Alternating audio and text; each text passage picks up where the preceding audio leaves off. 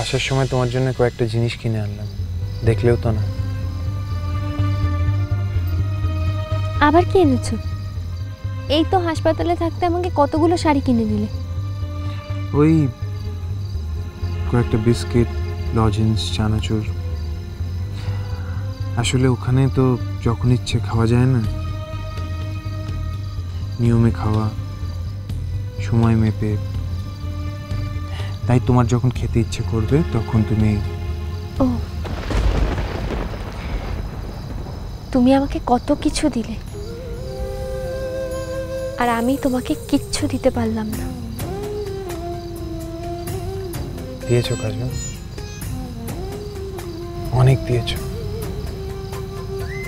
দিয়েছো যে জানো না শুধু। আমি তোমাকে? অনেক রাত হয়েছে, ঘরে চলো। আচ্ছা, ওখানে কি আমাকে ঘরে একা একা শুতে দেবে গো? কেন বলো তো? জানি না, বলো কেন? না মানে, তুমি একটু ওদেরকে বলে দেবে আমাকে যেন একা একা ঘরে না শুতে দেয়। একা একা ঘরে শুতে আমার খুব ভয় লাগে। নিশ্চয়ই ওরকম একটা ফাঁকা জায়গায় অনেক অনেক অনেক ভূত আছে। জানি তো, জানি তো, শুনলে তুমি হাসবে, কিন্তু আমার যে সত্যি সত্যি ভূতের খুব ভয় করে। কি করব বলো?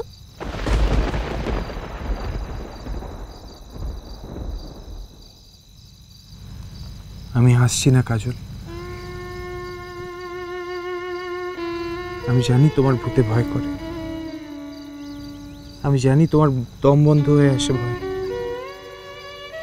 তোমার বুক ঢিপ ঢিপ করে।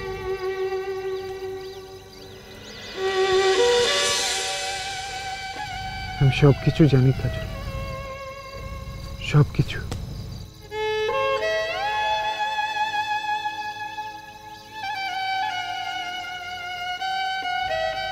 না গেলে হয় না?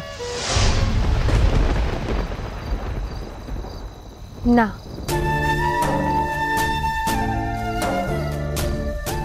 আমার মন আর কোনোদিন ভালো থাকবে না। প্রত্যেকদিন ঘুম থেকে উঠলেই ভাবি মনের সব কষ্টগুলো ওই দূর পাহাড়ে উড়ে যাবে, কিন্তু মনের কষ্টগুলো কমে না, শুধু বেড়েই যায়। রোজ রোজ আরো আরো আরো বেড়েই যায়। আর আমি এটাও জানি, আজ থেকে আমি যতদিন বেঁচে থাকবো ততদিন একটা গোপন কষ্ট, একটা লুকোনো কান্না আমার বুকের মধ্যে থেকে আমায় খুব কষ্ট দেবে।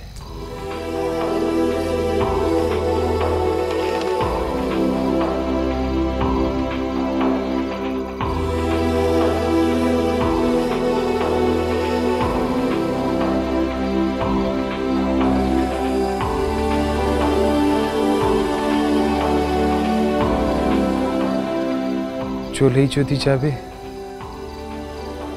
তাহলে এলে কেন কাজু?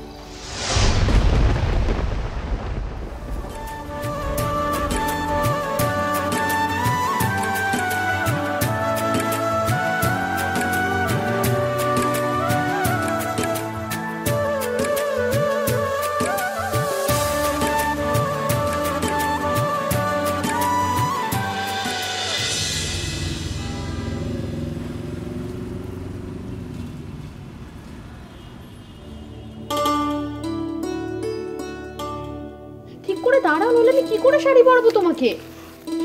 ঠিক করেই তো দাঁড়িয়ে আছি বাপু, তাড়াতাড়ি সাজিয়ে দে না, বড্ড এক্ষুনি চলে আসবে। রাঙা পিসি, একটু শান্ত হয়ে দাঁড়াও, তাহলে তোমাকে সাজাবো কেমন করে বলো? আমায় কিন্তু সোনাটা আমি বারবার বলে দিয়েছে বিয়ের কনেকে একদম বেশি কথা বলতে না। তুমি যদি বেশি কথা বলেছো তাহলে দেখবে বর বিয়ে না করেই চলে যাবে। তো বাবা তাহলে আমি একদম চুপ করে থাকবো, খালি আমাকে ভালো করে সাজিয়ে দে। খুব সুন্দর করে সাজিয়ে দেবো, না বসো।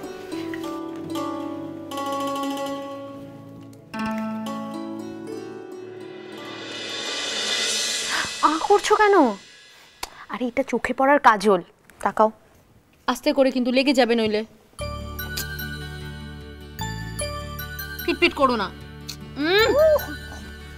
আমি তোমায় বলেছি না খুব ভালো করে সাজিয়ে দেবো, প্লিজ। রাঙা পিসি হাত না, দেখেছো এরকম করতে নেই।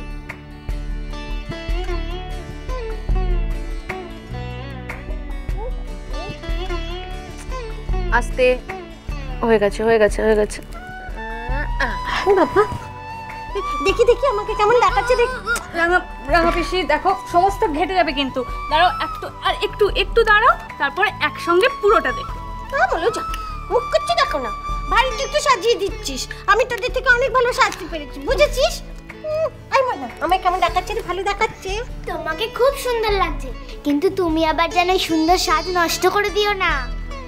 না না আমি কিছু করবো না, আমি চুপ করে বসে আছি।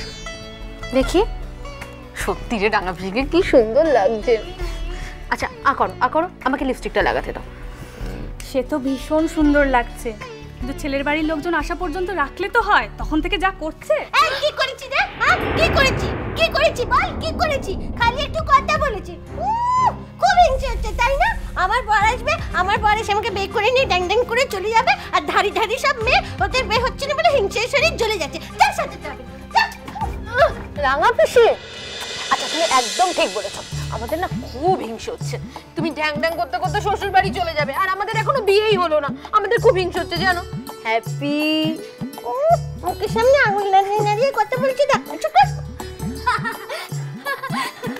আই আই তুই হাসছিস কেন রে? হাসছিস কেন? এখানে কি সং নাচের আসর বসেছে? হ্যাঁ হাসছিস যে মুখ পুরি।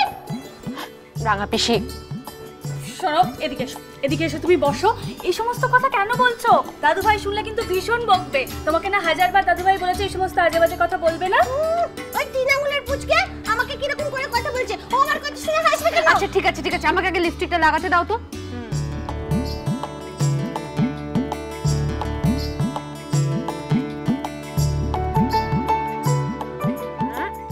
দেখো কি সুন্দর লাগছে। দেখি দেখি দেখি। এই তো ভালো লাগছে আমাকে? ভালো লাগছে? হ্যাঁ হ্যাঁ খুব সুন্দর লাগছে তোমাকে। বর আসবে এক্ষুনি, নিয়ে যাবে তখন। তাইলে তো তোমার খুবই ভালো হয়। এখন ভাই যে আমার জন্য লজেন বিস্কুট সব নিয়ে আসে, তার থেকে তো তুমি ভাগ পাও, আর যখন আমি থাকবো না তখন তো পুরোটাই তোর হয়ে যাবে। রাঙা পিসি আমার দিকে তাকাও। তুমি সবসময় তুবড়িকে তো হিংসা করো কেন বলো তো?